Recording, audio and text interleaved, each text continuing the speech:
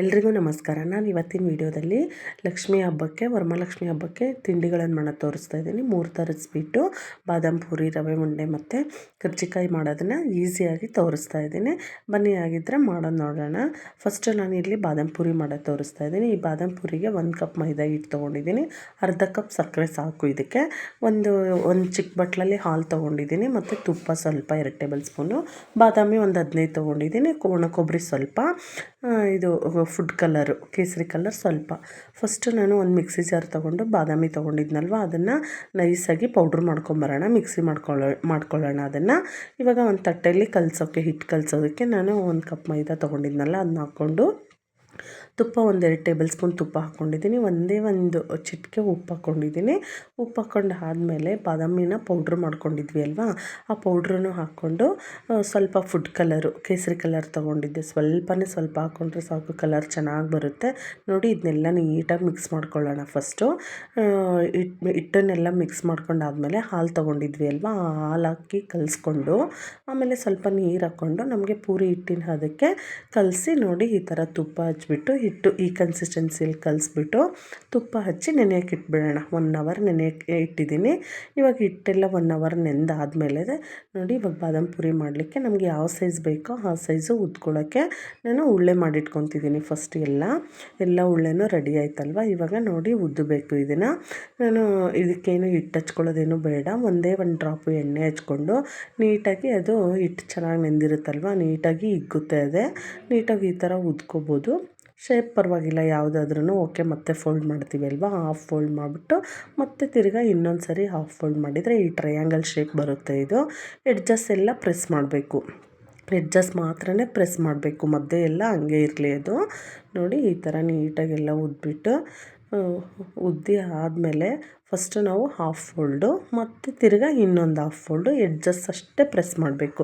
ಈ ಥರನೇ ಎಲ್ಲದನ್ನು ಪ್ರೆಸ್ ಮಾಡಿ ಆದಮೇಲೆ ಒಂದು ಲವಂಗನ ಒಂದೊಂದು ಮಧ್ಯಕ್ಕೆ ಈ ಥರ ಚುಚ್ಕೋಬೇಕು. ಈ ಥರ ಚುಚ್ಕೊಳ್ಳೋದ್ರಿಂದ ಅದು ಓಪನ್ ಆಗೋಲ್ಲ ಎಡ್ಜಸ್ಸು, ಮತ್ತು ಇನ್ನೊಂದು ತಿನ್ನಬೇಕಾದ್ರೆ ಫ್ಲೇವರು ತುಂಬ ಚೆನ್ನಾಗಿರುತ್ತೆ, ಲವಂಗದ ಫ್ಲೇವರು. ಅದಕ್ಕೆ ನಾನು ಈ ಥರ ಎಲ್ಲದಕ್ಕೂ ನೋಡಿ ಈ ಥರ ಲವಂಗನ ಚುಚ್ಚಿ ಇಟ್ಕೊಂಡಿದ್ದೀನಿ.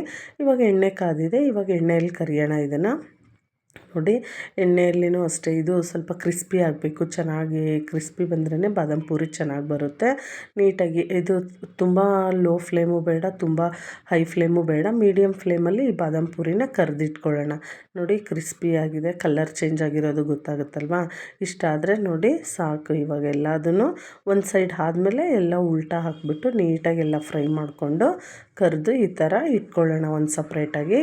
ಇವಾಗ ಇನ್ನೊಂದು ಬಾಣಲಿ ತೊಗೊಂಡು ಅದಕ್ಕೆ ನಾನು ಸಕ್ಕರೆ ತೊಗೊಂಡಿದ್ನಲ್ವ, ಆ ಸಕ್ಕರೆ ಮತ್ತು ಸ್ವಲ್ಪ ನೀರು ಹಾಕ್ಕೊಂಡು ನೀಟಾಗೆಲ್ಲ ಕೈ ಆಡಿಸ್ತಾನೆ ಇರಬೇಕು, ಅದು ಪಾಕ ಬರಬೇಕು. ನೋಡಿ ಇವಾಗ ಪಾಕ ಬಂದಿದೆ, ನೋಡಿ ಎಷ್ಟು ನೀಟಾಗಿ ಗೊತ್ತಾಗ್ತಾ ಇದೆ ಪಾಕ. ಒಂದೆಳೆ ಪಾಕ ಚೆನ್ನಾಗಿ ಪಾಕ ಬರಲಿ. ಇವಾಗ ಇದು ಇಷ್ಟು ಪಾಕ ಬಂದಾದಮೇಲೆ ಇದಕ್ಕೆ ನಾವು ಸ್ಟವ್ ಆಫ್ ಮಾಡಿಬಿಟ್ಟು 1 ಸ್ಪೂನ್ ಏಲಕ್ಕಿ ಪೌಡ್ರ್ ಹಾಕ್ಕೊಂಡಿದ್ದೀನಿ. ಏಲಕ್ಕಿ ಪೌಡ್ರ್ ಹಾಕ್ಕೊಂಡು ನೀಟಾಗಿ ಮಿಕ್ಸ್ ಆದಮೇಲೆ ಒಂದೇ ಒಂದು ಡ್ರಾಪು ಲೆಮನ್ ಹಾಕ್ಕೋಬೇಕು. ನಿಂಬೆ ರಸ ಹಾಕ್ಕೊಳ್ಳೋದ್ರಿಂದ ಪಾಕ ಗಟ್ಟಿ ಆಗಲ್ಲ. ನೋಡಿ ಇವಾಗ ಬಾದಾಮ್ ಪೂರಿ ಏನು ಕರೆದಿಟ್ಕೊಂಡಿದ್ವಿ ಅಲ್ವ, ಅದನ್ನೆಲ್ಲ ಪಾಕದಲ್ಲಿ ಎದ್ಬಿಟ್ಟು ಈ ಥರ 2 ಸೈಡೂ ಎದ್ದು ನೀಟಾಗಿ ಒಂದು ತಟ್ಟೆಯಲ್ಲಿ ಇಟ್ಕೊಳ್ಳೋಣ. 2 ಕಡೆನೂ ಅದು ಸ್ವೀಟೆಲ್ಲ ಅಬ್ಸರ್ವ್ ಮಾಡ್ಕೋಬೇಕಲ್ವ. ಈ ಥರ ಎಲ್ಲ ಆದಮೇಲೆ 1 ನಿಮಿಷ ಬಿಟ್ಟು ತಟ್ಟೆಯಲ್ಲೆಲ್ಲ ಇಟ್ಕೊಳ್ಳೋಣ. ಇಟ್ಕೊಂಡು ಮೇಲೆ ಇದಕ್ಕೆ ಕೊಬ್ಬರಿ ಎಲ್ಲ ಹಚ್ಚಬೇಕು. ನೋಡಿ ಎಲ್ಲದನ್ನು ಇದೇ ಥರ ತಟ್ಟೆಯಲ್ಲಿ ಇಟ್ಕೊಂಡು ನೀಟಾಗಿ ಪಾಕ ಎಲ್ಲ ಎದ್ದು ಆದಮೇಲೆ ಈ ಥರ ತಟ್ಟೆಯಲ್ಲಿ ಇಟ್ಕೊಂಡು ಇದಕ್ಕೆ ನಾವು ಮೇಲ್ಗಡೆ ಕೊಬ್ಬರಿ ಏನು ತುರಿದು ಇಟ್ಕೊಂಡಿರ್ತೀವಲ್ವ, ಕೊಬ್ಬರಿನ ಮೇಲೆ ಹಚ್ಚೋದ್ರಿಂದ ಹಚ್ಚಿದರೆ ಬಾದಾಮ್ ಪೂರಿ ರೆಡಿ ಆಯಿತು. ನೋಡಿ ಇದೇ ಥರ ನಾನು ಎಲ್ಲದನ್ನು ಮಾಡ್ಕೊಂಡಿದ್ದೀನಿ. ಇದೇ ಥರನೇ ಇದು ಪಾಕ ಕರೆಕ್ಟಾಗಿ ಆಗುತ್ತೆ. ನಾನು ಹಾಕಿರೋ ಮೆಜರ್ಮೆಂಟಿಗೆ ಕರೆಕ್ಟಾಗಿ ಸರಿ ಹೋಯ್ತು ಪಾಕ.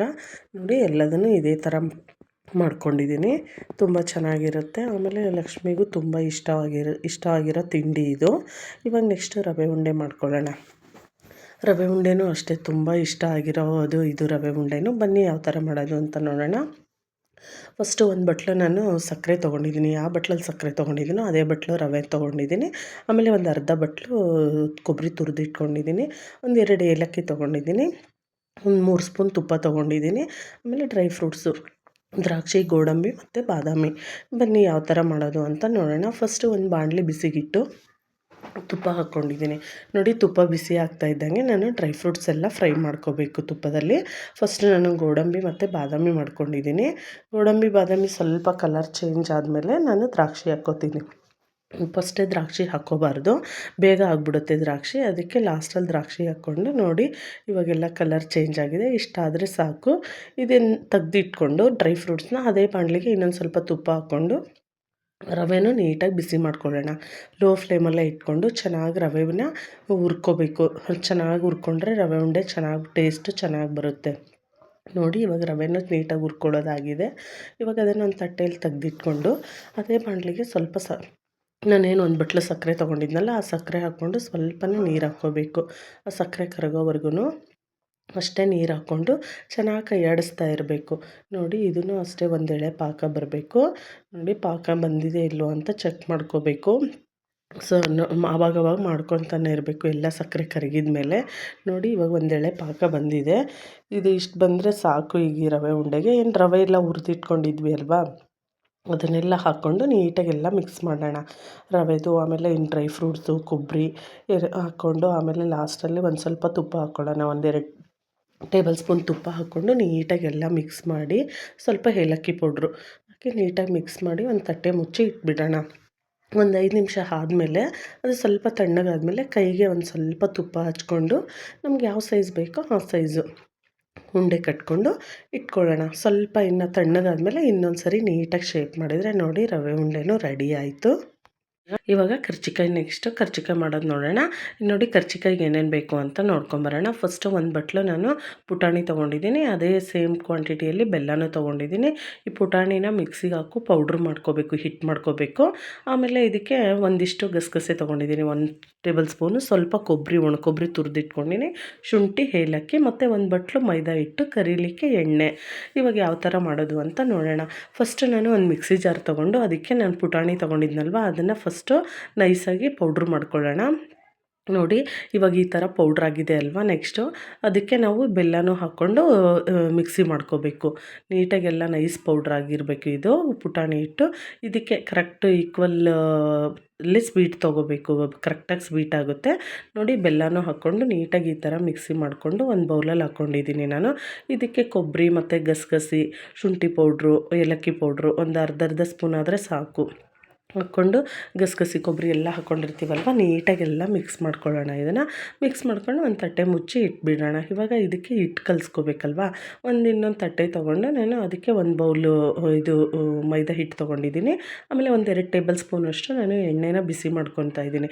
ಬಿಸಿ ಮಾಡಿ ಎಣ್ಣೆ ಹಾಕ್ಕೊಳ್ಳೋದ್ರಿಂದ ಕರ್ಜಿಕಾಯಿದು ಮೇಲೇನು ಹಾಳೆ ಇರುತ್ತಲ್ವ ಅದು ತುಂಬ ಕ್ರಿಸ್ಪಿಯಾಗಿರುತ್ತೆ, ಸ್ಮೂತಾಗಿ ಚೆನ್ನಾಗಿ ಬರುತ್ತೆ. ನೋಡಿ 2 ಟೇಬಲ್ ಸ್ಪೂನ್ ಎಣ್ಣೆ ಹಾಕ್ಕೊಂಡು ನೀಟಾಗಿ ಬಿಸಿ ಮಾಡಿ ಹಾಕ್ಕೊಂಡು ನೀಟಾಗೆಲ್ಲ ಹಿಟ್ಟು ಮಿಕ್ಸ್ ಮಾಡಿಕೊಂಡು ನೀರು ಹಾಕ್ಕೊಂಡು ಚೆನ್ನಾಗಿ ಕಲಿಸ್ಕೋಬೇಕು. ನೋಡಿ ಈ ಹದ ಇರಬೇಕು. ಹಿಟ್ಟು ಪೂರಿ ಹಿಟ್ಟು ಕಲಿಸ್ಕೋತೀವಲ್ವ ಆ ಥರ ಕಲಿಸ್ಕೊಂಡು ಒಂದು 1 ಅವರ್ ಬಿಟ್ಬಿಡೋಣ ನೆನೆಯೋಕ್ಕೆ. ನೋಡಿ ಹಿಟ್ಟು ಸ್ಮೂತಾಗಿ ಚೆನ್ನಾಗಿ ನೆಂದಿದೆ. ಹಿಟ್ಟನ್ನ ಈ ಥರ ಉಳ್ಳೆ ಮಾಡಿಟ್ಕೊಂಡು ನೆಕ್ಸ್ಟು ಎಲ್ಲದನ್ನು ಇದೇ ಥರ ಮಾಡಿಟ್ಕೋಬೇಕು. ಮಾಡಿಟ್ಕೊಂಡು ನೆಕ್ಸ್ಟು ಉದ್ದಬೇಕು. ಹಿಟ್ಟು ಹಚ್ಕೊಂಡು ನಾವು ಕರ್ಜಿಕಾಯಿನ ಉದ್ದಕ್ಕೆ ಮಾಡ್ತೀವಿ ಅಲ್ವಾ, ಈ ಥರ ಉದ್ದಕ್ಕೆ ಉದ್ಕೋಬೇಕು. ಈಕ್ವಲಾಗಿ ಎಲ್ಲ ಸೈಡೂ ಈಕ್ವಲಾಗಿ ಬರೋಂಗೆ ನೀಟಾಗಿ, ತುಂಬ ದಪ್ಪನೂ ಅಲ್ಲ ತುಂಬ ತೆಳ್ಳನೂ ಅಲ್ಲ, ನೀಟಾಗಿ ಎಲ್ಲದನ್ನು ಇದೇ ಥರ ಉದ್ದಿ ಇಟ್ಕೋಬೇಕು. ನೋಡಿ ಹೀಗೆ ಉದ್ದಕ್ಕೆ ಉದ್ದಬೇಕು. ಅದನ್ನು ಸ್ಟಾರ್ಟಿಂಗಿಂದನೂ ಚೆನ್ನಾಗಿ ಉದ್ದಕ್ಕೆ ಉದ್ತಾ ಇದ್ದರೆ ನೀಟಾಗಿ ಬರುತ್ತೆ ಅದು ಶೇಪು. ಆಮೇಲೆ ಕರ್ಜಿಕಾಯಿ ಶೇಪು ಚೆನ್ನಾಗಿ ಬರುತ್ತೆ. ನೋಡಿ ಈಗ ಎಲ್ಲದನ್ನು ಅದೇ ಥರ ಉದ್ಕೊಂಡು ಇವಾಗ ಫಿಲ್ ಮಾಡೋಣ ಪೌಡ್ರನ್ನ. ಫಸ್ಟು ಹಾಳೆ ಹಿಂಗೆ ಹಾಕ್ಕೊಂಡು ಅದನ್ನು ಪೌಡ್ರು ಹಾಕಿ ಪ್ರೆಸ್ ಮಾಡಿಕೊಂಡು ಅದನ್ನು ನಾನು ಒಂದು ಏರ್ ಬಡ್ಗೆ ಒಂದು ಸ್ವಲ್ಪ ಕಾಟನ್ ಸುತ್ತಿಟ್ಕೊಂಡಿದ್ದೀನಿ. ಒಂದು ಬಟ್ಲಲ್ಲಿ ಹಾಲು ತೊಗೊಂಡು ನೋಡಿ ಎಡ್ಜಸ್ಸಿಗೆ ಈ ಥರ ಹಾಲು ಹಚ್ಚಿ ನೀಟಾಗಿ ಎಡ್ಜಸ್ನ ಪ್ರೆಸ್ ಮಾಡಬೇಕು. 1-2 ಸರಿ ನೀಟಾಗಿ ಪ್ರೆಸ್ ಮಾಡಬೇಕು. ನೋಡಿ ಅದೇ ಥರ ಇನ್ನೊಂದು ತೋರಿಸ್ತಾ ಇದ್ದೀನಿ. ಹಿಂಗೆ ಕೈಯಲ್ಲಿ ಇಟ್ಕೊಂಡು ನೀಟಾಗಿ ಆ ಪೌಡ್ರ್ ಹಾಕಿ ಸ್ವಲ್ಪ ಪ್ರೆಸ್ ಮಾಡಬೇಕು. ಪೌಡ್ರನ್ನ ಪ್ರೆಸ್ ಮಾಡಿ ಆದಮೇಲೆ ಎಡ್ಜಸ್ಗೆ ಇಯರ್ ಬಡ್ಡಿಂದ ಏನದು ಹಾಲು ಹಚ್ಕೊಂಡಿರ್ತೀವಲ್ವ ಹಾಲನ್ನು ನೀಟಾಗಿ ಹಚ್ಕೊಂಡು ಎಡ್ಜಸ್ನ ನೀಟಾಗಿ ಈ ಥರ ಪ್ರೆಸ್ ಮಾಡಿದರೆ ಅದು ಎಣ್ಣೆಯಲ್ಲಿ ಒಡೆಯಲ್ಲ, ಓಪನ್ ಆಗೋಲ್ಲ. ಓಪನ್ ಆಗಿಬಿಟ್ರೆ ಎಣ್ಣೆ ಎಲ್ಲ ಕೆಟ್ಟೋಗುತ್ತಲ್ವ. ಈ ಥರ ನೀಟಾಗಿ ಮಾಡ್ಕೋಬೇಕು. ನಿಮ್ಗೆ ಈ ಥರ ಕೈಯಲ್ಲಿ ಮಾಡೋಕ್ಕೆ ಬರಲ್ಲ ಅಂದರೆ ಇವಾಗ ಎಲ್ಲ ಮೋಲ್ಡ್ ಸಿಗುತ್ತಲ್ವ, ಮೋಲ್ಡಲ್ಲೂ ಮಾಡ್ಕೋಬೋದು. ನೋಡಿ ಈ ಥರ ಮಾಡೋದ್ರಿಂದ ಶೇಪ್ ಚೆನ್ನಾಗಿ ಬರುತ್ತೆ, ಉದ್ದಕ್ಕೆ ಚೆನ್ನಾಗಿ ಅನಿಸುತ್ತೆ. ನೋಡಿ ಎಲ್ಲದನ್ನು ನಾನು ಇದೇ ಥರ ಮಾಡಿಟ್ಕೊಂಡಿದ್ದೀನಿ. ಇವಾಗ ಎಣ್ಣೆನೂ ಕಾಯಕ್ಕಿಟ್ಟಿದ್ದೀನಿ. ಎಣ್ಣೆನೂ ಕಾದಿದೆ. ಇವಾಗ ಕರಿಯೋಣ. ನೋಡಿ ಎಣ್ಣೆ ಚೆನ್ನಾಗಿ ಕಾದಿರಬೇಕು ಇದಕ್ಕೆ. ಬಾಣಲಿ ಎಣ್ಣೆಗೆ ಎಷ್ಟು ಹಿಡಿಸುತ್ತೋ ಅಷ್ಟೊಂದು ಹಾಕ್ಕೊಂಬಿಟ್ಟು 3-4 ಹಾಕ್ಕೋಬೇಕು. ಹಾಕ್ಕೊಂಡು ಒಂದು ನಿಮಿಷ ಬಿಟ್ಟು ನೀಟಾಗಿ ಇದು ಒಂದು ಸೈಡೆಲ್ಲ ಫ್ರೈ ಆದಮೇಲೆ ಎಲ್ಲದನ್ನು ಉಲ್ಟಾ ಹಾಕೋಣ. ಉಲ್ಟಾ ಹಾಕ್ಬಿಟ್ಟು ಇನ್ನೊಂದು ಸೈಡನ್ನು ನೀಟಾಗೆಲ್ಲ ಆಗಲಿ ಕಲರ್ ಚೇಂಜ್ ಆಗುತ್ತೆ ನೋಡಿ. ಕಲರು ಚೇಂಜ್ ಆಗುತ್ತೆ. ತುಂಬ ಚೆನ್ನಾಗಾಗಿದೆ ನೋಡಿ. ಈ ಥರ ಕಲರ್ ಬಂದರೆ ಸಾಕು. ಆಗಿದೆ. ಇದೇ ಥರ ಎಲ್ಲ ಕರ್ಜಿಕಾಯಿನೂ ನಾನು ಮಾಡಿ ಇಟ್ಕೊಂಡಿದ್ದೀನಿ. ತುಂಬ ಈಸಿಯಾಗಿ ಬೇಗನೆ ಮಾಡ್ಕೋಬೋದು ಈ ಕರ್ಜಿಕಾಯಿನ. ನೋಡಿ ಈ ಕರ್ಜಿಕಾಯಿ ಎಷ್ಟು ಬೇಗ ರೆಡಿ ಆಯಿತು ನೋಡಿ. ಎಷ್ಟು ಬೇಗನೆ ಮಾಡ್ಕೋಬೋದಲ್ವ. ಬಾದಾಮ್ ಪೂರಿನೂ ಮತ್ತು ರವೆ ಉಂಡೆನೂ ಮತ್ತು ಇದು ಕರ್ಜಿಕಾಯಿನೂ, ಈ 3 ತಿಂಡಿಗಳನ್ನು ಎಷ್ಟು ಬೇಗನೆ ಮಾಡ್ಕೋಬೋದು. ಆಮೇಲೆ ಲಕ್ಷ್ಮೀ ನೈವೇದ್ಯಕ್ಕೂ ತುಂಬ ಚೆನ್ನಾಗಿರುತ್ತೆ. ಪ್ಲೀಸ್ ನಿಮಗೂ ಈ ವಿಡಿಯೋ ಇಷ್ಟ ಆದರೆ ಲೈಕ್ ಮಾಡಿ, ಶೇರ್ ಮಾಡಿ, ಸಬ್ಸ್ಕ್ರೈಬ್ ಮಾಡಿ. Thank you.